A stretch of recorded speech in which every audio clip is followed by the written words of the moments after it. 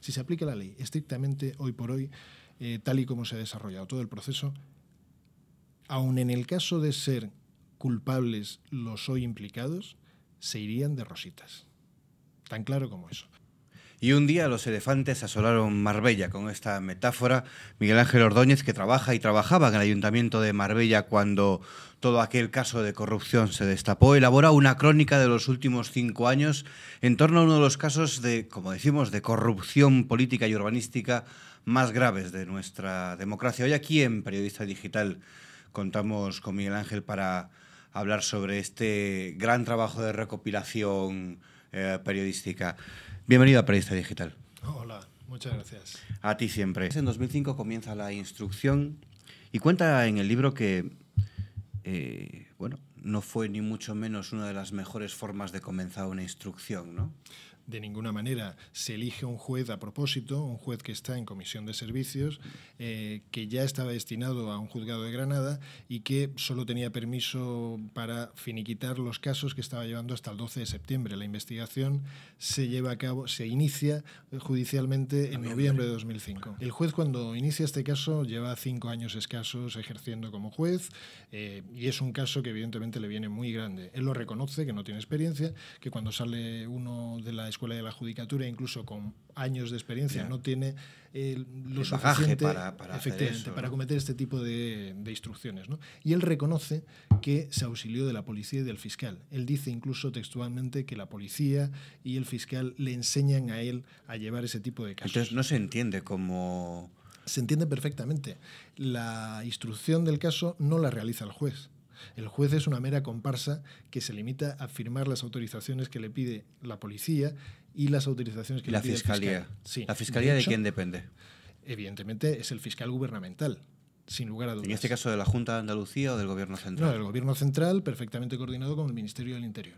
Hay muchas filtraciones desde dentro de la investigación. Fuentes de la investigación empiezan a filtrar datos sesgados del sumario, que era secreto en teoría por entonces, ¿no? Y se hace con el mayor desparpajo, ¿no? Las filtraciones se hacen sobre todo a programas del corazón, y luego de los programas del corazón saltan a los telediarios, medios, ¿no? Efectivamente, ¿no?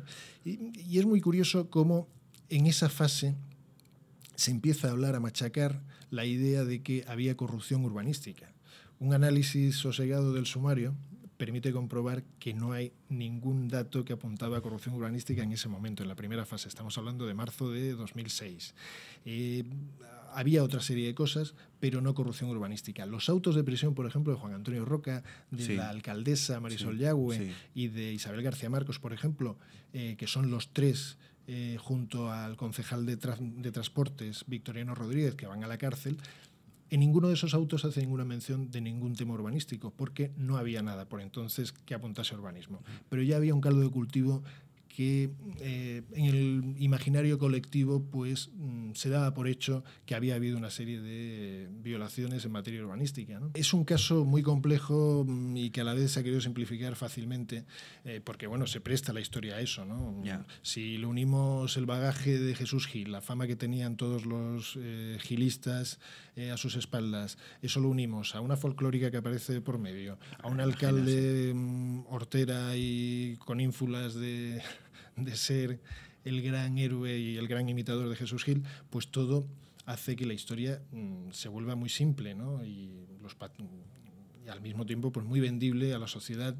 Eso, a través del espectáculo más que de la judicatura, ¿no? Ahí tenemos los ríos de tinta que han corrido y las grabaciones, las horas y horas de emisiones televisivas a costa de este caso, ¿no? Pero lo curioso es que, y se habla de ello en el libro que nos presenta hoy, que poco antes de que saltara este caso, desde la Junta de Andalucía había conversaciones con la alcaldía de Marbella, con la señora Marisol Yagüe, para llegar a un pacto. O a una especie de acuerdo, ¿no? ¿Cómo se gesta todo esto? El mismo día que se producen las detenciones, proseguían las negociaciones. En marzo de 2006. El 29 de marzo de 2006, proseguían unas negociaciones con un emisario de Manuel Chávez. La Junta de Andalucía, hay un momento que se ve pues que su prestigio está por los suelos allí en Marbella, y se da cuenta de que quien está haciendo caldo gordo con todas las polémicas que hay allí en Marbella es realmente el Partido Popular. La Junta de Andalucía está muy mal vista porque no invierte en esa ciudad para nada, ¿no? Solo critica y critica.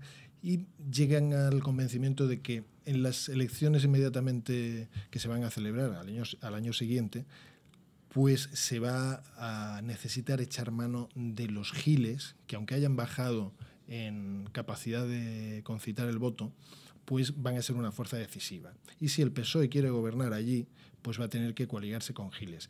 Era una fórmula para nada descabellada porque en la vecina población de Estepona el PSOE estaba gobernando con los ex-giles de allí, de ese municipio. Y el PP al mismo tiempo no podría reprocharles nada porque estaba gobernando en Ronda, precisamente coaligado con los giles. Había dos planes. Un plan era la zanahoria y luego pues un plan mucho más expeditivo, que era el de sencillamente meter en la cárcel a Marisol Yagüe y a Juan Antonio Roca y hacer lo que se hizo, ¿no? Y sobre el ayuntamiento creó una gestora. Claro, para que durante esos 14 meses se lavase la mala imagen que tenía el Partido Socialista allí en el municipio de Marbella. Y presentarse como los salvadores de la patria, y esperaban concitar el apoyo unánime de todas las ciudadanos. Para las elecciones de 2007. Efectivamente. ¿Y no les salió bien? No. Efectivamente no. Usted que estaba trabajando allí, que trabaja allí actualmente en el Ayuntamiento de Marbella, que en esta estrategia que salió mal. Pues tal vez que no conocían al pueblo de Marbella y se sobrevaloraron a sí mismos. Ese día concreto, por ejemplo, la noticia del día iba a ser la comparecencia en la Audiencia Nacional de Arnaldo Otegi, claro, que le iban a tomar declaración. No se le había tomado declaración antes porque, alegando una neumonía, no había podido declarar ante el juez, pero sus compañeros de Ribatasuna, que sí que lo habían hecho, pues fueron encarcelados. Entre esas encarcelaciones y la declaración de Arnaldo Otegi se produce la proclamación de una tregua por parte de ETA, y el gobierno empieza a hacer llamamientos al juez de que sea un poco flexible teniendo en cuenta el nuevo panorama con esa declaración de Arnaldo Otegi. Todo el mundo apostaba a que iba a ser detenido. Ese día, 29 de marzo de 2006, le tocaba declarar y efectivamente declara, y el juez lo pone en libertad. Iba a ser la gran noticia, esa iba a ser la noticia principal de los periódicos del día siguiente, pero sin embargo se vio eclipsada, pasó a segundo término, porque la primera noticia se convirtió la intervención en el Ayuntamiento de Marbella. Como políticos de primer nivel que hablaron también de esa cortina de humo. Por aquel entonces también había una polémica abierta que era la del Estatut de Cataluña.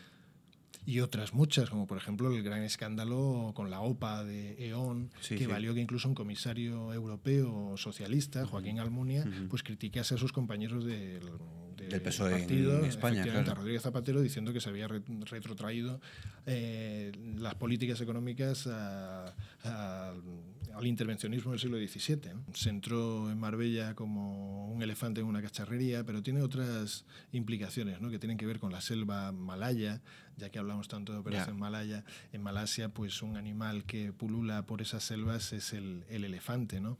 Este es un caso donde hay muchos elefantes sagrados, y la instrucción está tan mal hecha precisamente porque se ha sorteado a esos elefantes sagrados, a esos elefantes blancos, no se les ha querido atrapar, y se han ido de rositas. Hay personajes de primer nivel que aparecen ahí, que están implicados, pues yo diría que hasta las cejas, ¿no? Pero al margen de eso, hay otras personas que no se han investigado y que, por ejemplo, aparecen en la tan mentada supuesta contabilidad de cobros y pagos de Juan Antonio Roca. En esa contabilidad aparecen, por ejemplo, altos cargos de la cúpula del Ministerio del Interior, concretamente comisarios generales de nuestro país. Que están en esa cuenta de pagos y no han sido investigados. El juez ha tenido conocimiento de ello y no se ha querido investigar. ¿El juez Torres? Efectivamente, aplicando un doble rasero, porque con otros, por mucho menos, los metieron en la cárcel. Y luego, además de estos altos cargos de Madrid, de la cúpula policial, pues es muy curioso conocer, que eso viene en el libro perfectamente, qué ha sido de los investigadores principales de la Operación Malaya. Todos al día de hoy, los principales investigadores están procesados por otros casos, por delitos tan graves como falsificar pruebas, inventar pruebas, estar a sueldo de mafiosos. Los que han presentado las pruebas para este caso están siendo investigados. Estamos hablando de comisarios del Audico. Claro, porque ahora, después de años, está ya siendo juzgado en el Tribunal Provincial de Málaga este caso. Pero claro, usted nos cuenta un montón de posibles irregularidades que los abogados pueden coger y pueden esgrimir como defensa. Claro. ¿Qué consecuencias puede tener la forma en la que se ha hecho este caso? Yo creo que eso es precisamente lo grave, ¿no? Que este macroproceso es un gigante con pies de barro. Se han hecho tantas barbaridades, se han extralimitado tanto, se han irrespetado de una manera tan flagrante garantías constitucionales que, desgraciadamente, pues si hay culpables, si mañana se pudiese establecer que hay culpables, se van a ir de rositas.